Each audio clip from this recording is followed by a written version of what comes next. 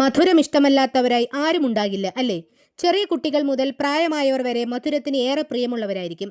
എന്നാൽ ഒരു പരിധി കഴിഞ്ഞാൽ ഈ മധുരം ജീവന് തന്നെ ഭീഷണിയാകുന്ന ഒരവസ്ഥയാണ് പ്രമേഹം എന്ന രോഗം. കുഞ്ഞു കുട്ടികൾ മുതൽ മുതിർന്നവരിൽ വരെ ഈ പ്രമേഹം ഒരു വില്ലനായി എത്തുമ്പോൾ ഇവരെ സഹായിക്കാനായി കേരള സർക്കാർ ഒരുക്കിയ 2 പദ്ധതികളാണ് മിഠായിയും വയോമധുരവും. 18 വയസ്സിന് താഴെയുള്ള പ്രമേഹ രോഗികളായ കുട്ടികൾക്കുള്ള സൗജന്യ ചികിത്സാ പദ്ധതിയാണ് മിഠായി എന്ന പദ്ധതി കൊണ്ട് ഉദ്ദേശിക്കുന്നത്. എന്നാൽ BPL വിഭാഗക്കാരായ പ്രമേഹ രോഗികളായ വയോധികർക്ക് ഗ്ലൂക്കോമീറ്റർ സൗജന്യമായി നൽകുന്ന സാമൂഹിക നീതി വകുപ്പിന്റെ പദ്ധതിയാണ് വയോമധുരം.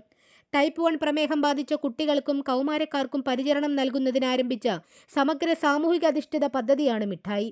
ഈ പദ്ധതി മുഖേന കുട്ടികൾക്ക് നൽകുന്നത് വേദനയില്ലാത്തതും എളുപ്പം ഉപയോഗിക്കാൻ കഴിയുന്നതുമായ ആധുനിക പെൻ ഇൻസുലിനുകളാണ്. കൂടാതെ continuous glucose monitor, insulin pump തുടങ്ങിയ ഉപയോഗിച്ചുള്ള ആധുനിക ചികിത്സയും ആരോഗ്യ ചികിത്സ, ഭക്ഷണകാര്യ ഉപദേശങ്ങളും പരിരക്ഷയും കുട്ടികൾക്ക് ഉറപ്പുവരുത്തുന്നു.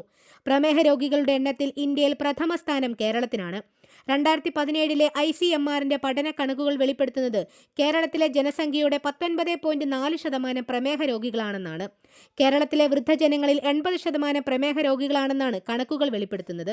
ഈ സാഹചര്യത്തിലാണ് 60 വയസ്സോ അതിനു മുകളിലോ പ്രായമുള്ള വയോജനങ്ങൾക്കായി ഗ്ലൂക്കോസിന്റെ അളവ് നിർണ്ണയിക്കുന്ന ഗ്ലൂക്കോമീറ്റർ സൗജന്യമായി വിതരണം ചെയ്യുന്ന വയോമധുരം എന്ന പദ്ധതി നടപ്പിലാക്കുന്നത്.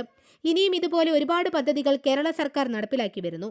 ഇവയോരോന്നും Kerala PSC, SSC, CAS, UPSC എക്സാംസിൽ വളരെ പ്രാധാന്യമർഹിക്കുന്നവയാണ്. ഇത്തരം കാര്യങ്ങൾ മനസ്സിലാക്കാനും പഠിക്കാനുമായി ഞങ്ങളുടെ YouTube ചാനൽ സന്ദർശിക്കുക.